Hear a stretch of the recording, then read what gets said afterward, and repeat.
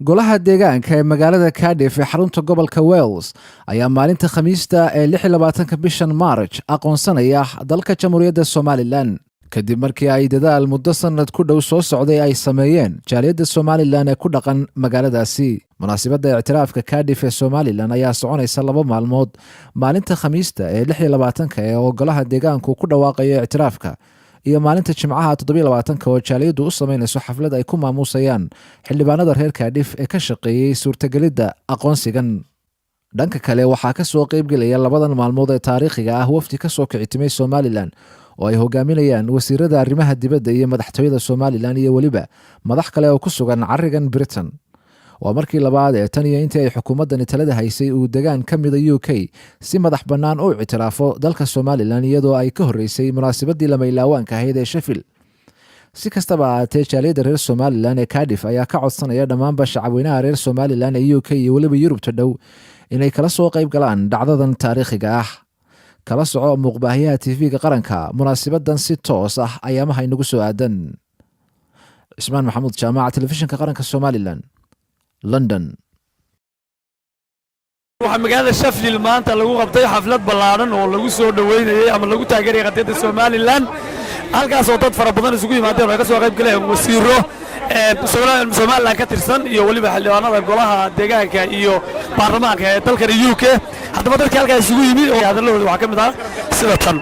waan idin wada salaamay gebi ahaantiin reer Sheffield Somaliland dadka fara badan meelaha badan ka yimid aad iyo aad baan idin salaamayaa. mahadna waxa la ilaahayga maanta maalin khayr qaba inooga dhigay ee ina waafajiyay inuu ictiraafkeennii ka bilaabmo Sheffield. ilaahayna ha inaga aqbalo. aad iyo aad baa reer Sheffield iyo guddidii hawshan gashay iyo counselorskii halkan arrinka keenayna aad iyo aad bay u mahadsan yihiin. Myself and my colleagues have been supporting Somaliland issues for many years.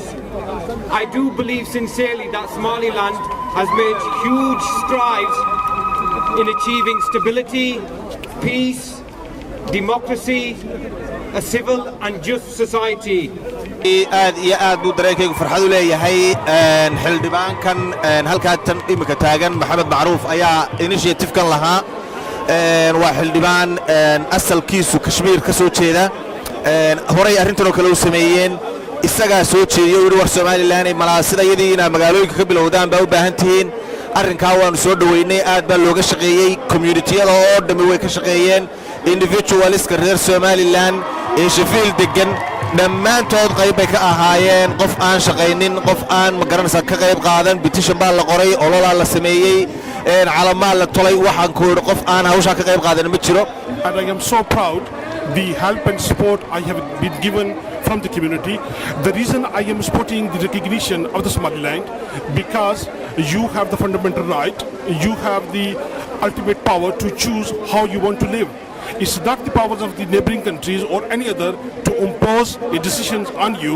So it's your country, your people, you are going to make decision why you want to live independently. dareenkaygu maanta waxa weeyaan ilaahay mahadiisa waa dareen aan runtii soo qiyaasi kareen inta uu la eg yahay. waxa weeyaan waa waxay oran jireen Ingiriisku a dream come true and on a small scale. inshallah dreamkii weynaa wuu iman doonaa biidni Ilaahi tacaala. waxaan halkan runtii horta markuu ugu horeysa aan uga diliyaa hambalyo shacabka reer Somaliland oo dhan. maanta halkan aan ku qabanaa xaflad aad u ballaaran oo ah ictiraafka Somaliland ee magaalada Sheffield.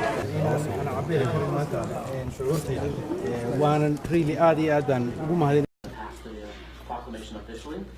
So this is a proclamation of the City of Clarkston recognizing Somaliland's human right of self-determination and sovereign statehood, whereas understanding that the Somaliland peoples who live in Clarkston contribute to the social fabric of the city and value their human right to self-determination as a people, for Somaliland to enjoy fully recognized status as a sovereign state by the international community, to include the United States and African Union.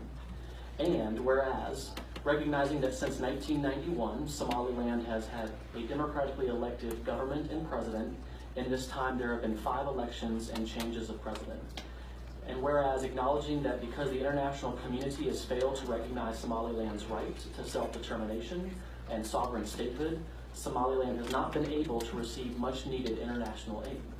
Whereas benefiting from the fact that Somaliland has safeguarded international waters, preventing lawlessness such as piracy for decades, and whereas recognizing Somaliland will aim to strengthen cooperation in the fight against terrorism, extremism, piracy, illegal fishing, toxic dumping, and other serious crimes. And whereas appreciating the fact that immigrants have provided the United States with unique social and cultural influence, fundamentally enriching the extraordinary character of our nation, and whereas supporting the Somaliland's government's belief that recognition would entrench democracy in the Horn of Africa, and whereas understanding that immigrants have been tireless leaders not only in securing their own rights and access to equal opportunity, but have also campaigned to create an equitable and more just society for all Americans.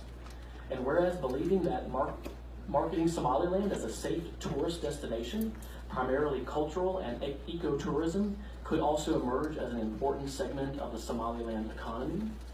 And whereas understanding that despite their countless contributions, the role of immigrants in building and enriching our nation has frequently been overlooked and undervalued throughout our history and continuing to the present day. And whereas recognizing Clarkson's Council will be the first local authority in the U.S. to recognize Somaliland. However, other local authorities such as Sheffield, Cardiff, and Tower Hamlets of the United Kingdom have also done the same. And now, therefore, I, Mayor Ted Terry, on behalf of the City of Clarkston and its City Council, do hereby proclaim that today is Somaliland Independence Day.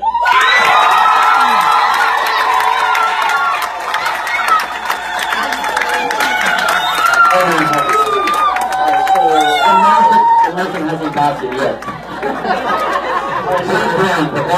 So, is there a motion to approve?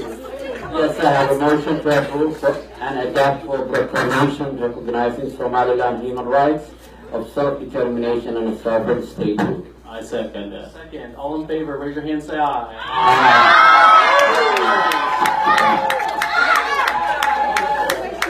So we have all of you, your beautiful faces in the crowd, and we want to take a picture of this moment. Why don't the council come to y'all? Everyone stay still, maybe stand a little bit, and anyone who's our photographer, let's take a photo together, okay? Let's do this! Yeah. Since 1979. Lived in Georgia since '88. On behalf of all the Somalilanders who are here today, and the rest of Somalilanders in the entire globe, from Europe, Australia, the US, Africa, and all around, we want to take this opportunity to thank the City of Clarkston for the proclamation that you are about to undertake about the sovereignty of Somaliland. Mayor Ted Terry, City Manager Keith Barker, Council members Andrea Cavone, P.T. Bell, Jamie Carroll, Awed Iasa, Ahmed Hassan, and Mario Walker Williams. We do appreciate it tremendously. The train has moved. It is not if one Somaliland will be recognized as a sovereign nation, then when. The train is moving towards its final destination for Somaliland to become a member of nation states and take its rightful place in the UN, the AU, and other world organizations. And as far as I know, Clarkston is the first city or the first government entity in the US that has undertaken this proclamation. Once again, we thank you, and let us work towards going to the state capital of Georgia and many other states until we go to the US government's recognition of Somaliland. Thank you.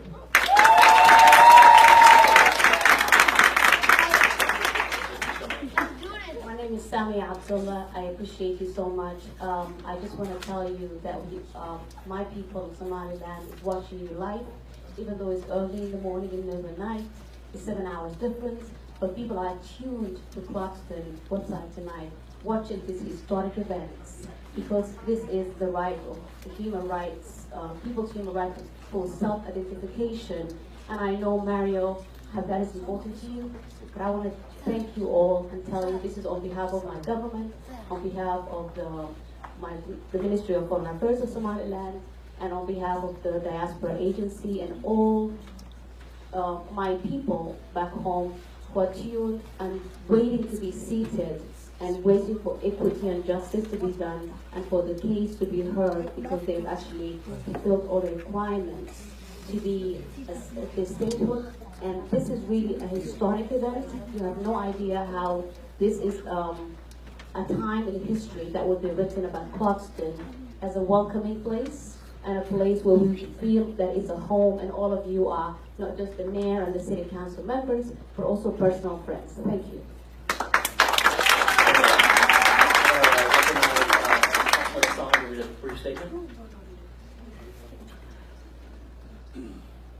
Thank you very much for coming. I'm not going to give a history for the Somalilanders because they know why they're here. I'm just going to give a little history to my friends, Clarkson citizens who are here today.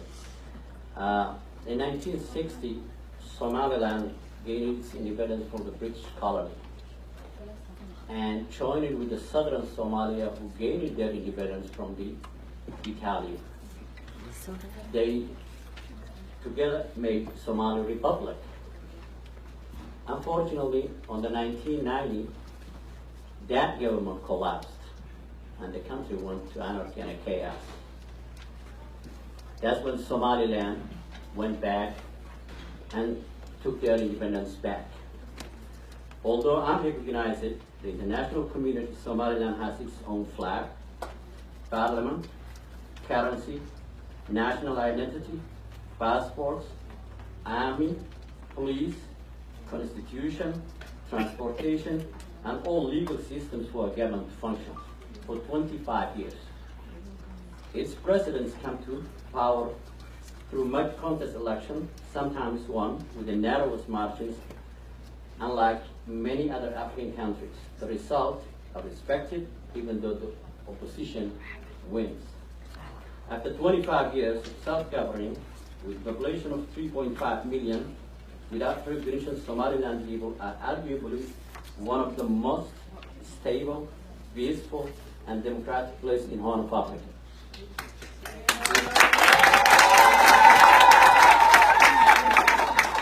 If you hear Somalia, if you hear Al-Shabaab, if you hear Black Hawk Down, if you hear bombs up happening in Somalia, Mogadishu, Ben, that is the southern part of Somalia. Northern part of Somalia has been peaceful for 25 years. We're hoping Somaliland to be recognized as an independent nation. Thank you.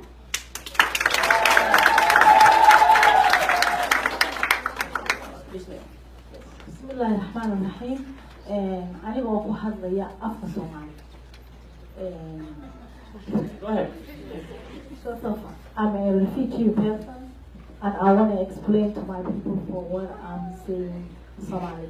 Marka anigoo u mahad celinaya dhammaan Clarkston madaxdeyda, meeyarka iyo kansalada, waxa aan leeyahay waa ku mahadsantihiin meeshan Clarkston oo ah meeshii aan ka bilownay nolosha.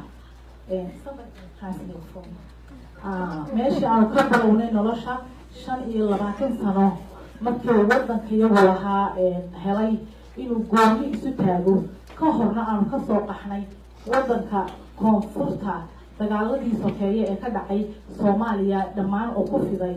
Waxa aanu maanta halkan isugu nimi si aanu meeshan aanu deganayn ee ah Clarkston ee aanu ku noolayn sidii 1990gii qaxii aan soo marnay kadib nalagu soo dejiyey sababna naloo soo dhaweeyey ayaanu waxaanu ku faraxsanahay in Clarkston ay noqotay meesha ugu horeysa ee aanu ka codsanayno ama maanta aanu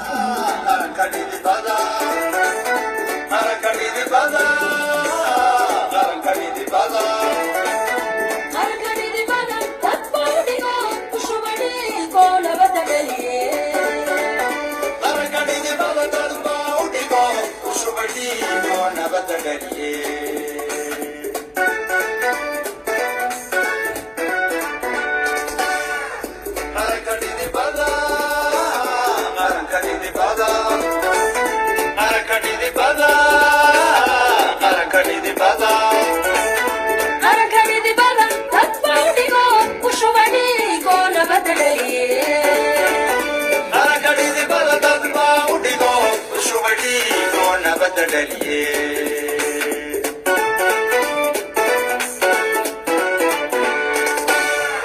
ميان دبيران كل فعال